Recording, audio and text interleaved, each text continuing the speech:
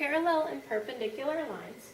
A parallel line runs side by side like a train track. You have two lines that are going the same direction. They're never going to cross because if they cross, the train wouldn't be able to run on it. So they're lines that are going the same direction. For parallel, when we're talking about parallel lines on a graph, we're talking about things that have the same slope. They have to have the same exact slope to be parallel lines. If they're any different at all, then they will cross, and therefore it's not parallel. Perpendicular lines are lines where the two lines, as they cross, they're forming a 90-degree angle right here, a 90-degree right angle. And what that is that your slopes are called opposite reciprocals.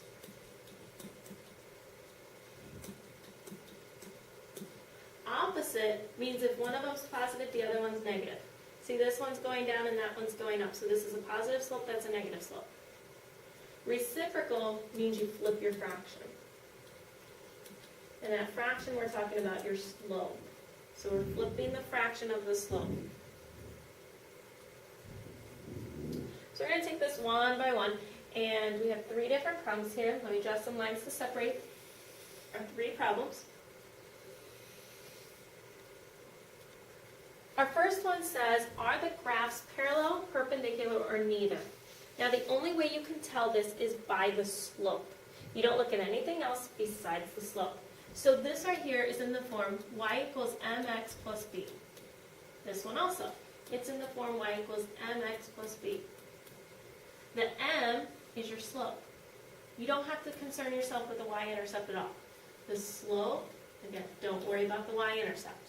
If you're just comparing whether they're parallel, perpendicular, or neither, you're looking strictly at the slope. So the slope of the first one is 4. The slope of the second one is 4. If they're exactly the same, then they're parallel. We don't have to graph these to know. If you strictly look at the slope, you will be able to decide parallel, perpendicular, or neither.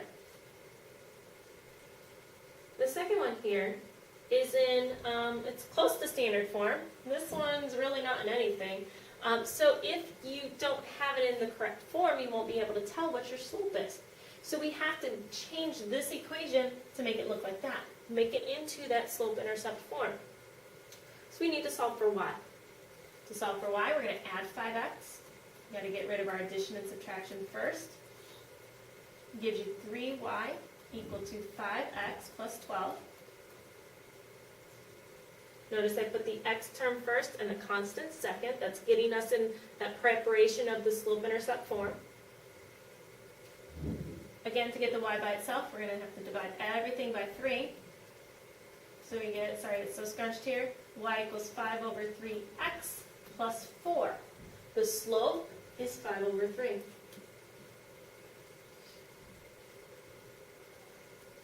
The next one, again, it's not in slope-intercept form.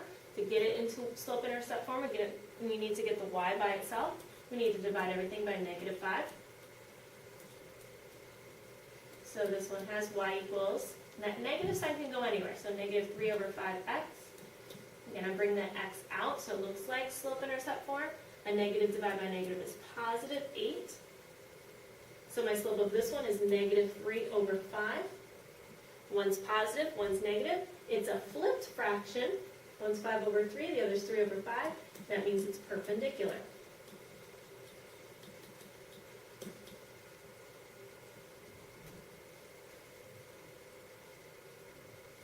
Last one here, again, it's not in slope-intercept form, so we need to solve.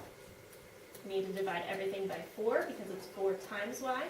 That gives you y equals 3 over 4x plus 7. My slope here, that number in front of the x, is 3 over 4. This one is in standard form, so I need to solve it into slope-intercept form. Negative 3y equals negative 4x plus 9. Y is not by itself, so we need to divide everything by negative 3. Negative divided by negative is positive, 4 over 3x. Positive divided by negative is negative 3. So my slope of this one is 4 over 3. Well, they're both positive, but it is a flipped fraction. In order for it to be perpendicular, it has to have one positive and one negative, so it's not perpendicular. In order for it to be parallel, they have to be exactly the same. Well, this one has 3 over 4, and the other one's 4 over 3, so this one is neither. It's just two lines that are going to cross. It's nothing special.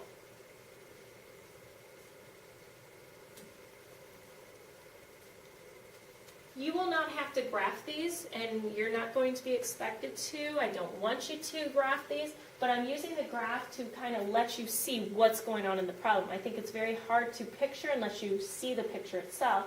So we're going to write an equation in slope-intercept form of a line that passes through the given point and is parallel to the graph of the given equation.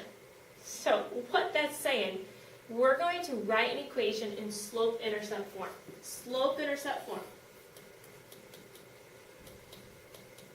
Okay, we're going to try to get it into that form. For a line that passes through the given point, it's got to go through that point, which I already graphed right here for you. So that point is 1, negative 3 is right here. And is parallel to the graph of the given equation. It's got to be parallel to this, which I graphed right here. So what they're asking you to do is write an equation for that line. Something that's parallel, so somewhere kind of close to this, it's going to be parallel to that line. That's a little off. But parallel to that line and goes through that point. Now you can see just by trying to do it, as I draw the line in, it doesn't really look that parallel. So the only way to really get that is to write your equation out. It's going to be kind of close to this, but that's not really parallel. So write an equation in slope-intercept form. Well, that's going to be difficult to do since I don't have a y-intercept. I don't have a graph. I do have a point. And I actually do have my slope. Because I know if it's parallel, it has the same slope as this line. Well, what's the slope of this line? It's right here. So if they have the same slope, I'm using the point, 1, negative 3, for this, and I know the slope of this is going to be up 3 to the right one because that's what this one does. So my slope is 3. Okay, so I have a point and I have a slope. A point and a slope, I can put it into point-slope form.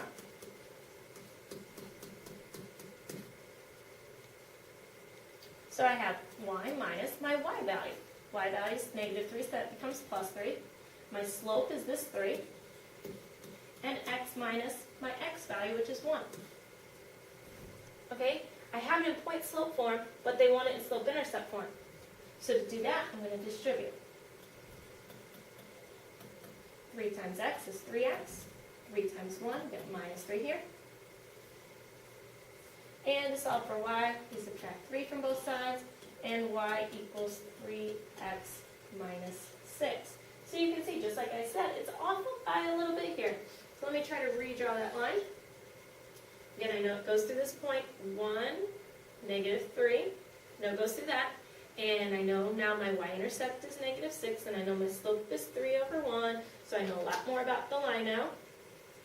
And we have our parallel lines. And it goes through that point right there. Well, let's talk about perpendicular now. Same idea, but now we're changing it to perpendicular. So we want to write an equation in slope-intercept form that passes through the given point. It's going to go through this point right here, but is perpendicular. That's that opposite reciprocal. Opposite reciprocal to the graph of the given equation. Perpendicular means that somehow, and again, this is not going to be perfect the first time, we're going to draw a line in here that's going to form a right angle. That's our goal. It's got to go through that point, and it's got to form a right angle with this line. Let's see how close we are. In order to do that, again, I need a point, which I have here. I know it has to go through that point, and I need a slope. Well, the slope of this line is 1/2. For perpendicular, I need the opposite reciprocal. So this is positive 1/2, I need a negative. Flip over that fraction, gives you 2 over 1, which is just 2.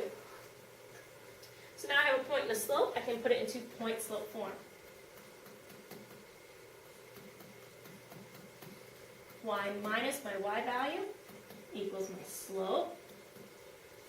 X minus my x value minus a negative 5 becomes plus 5.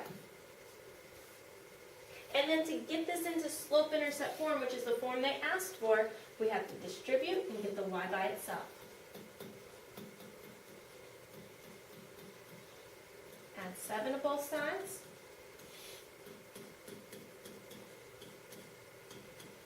We're off a little bit. It should be hitting that spot right there, not the -1. It should be hitting -3. So that's the way it would make an actual right angle, is right there.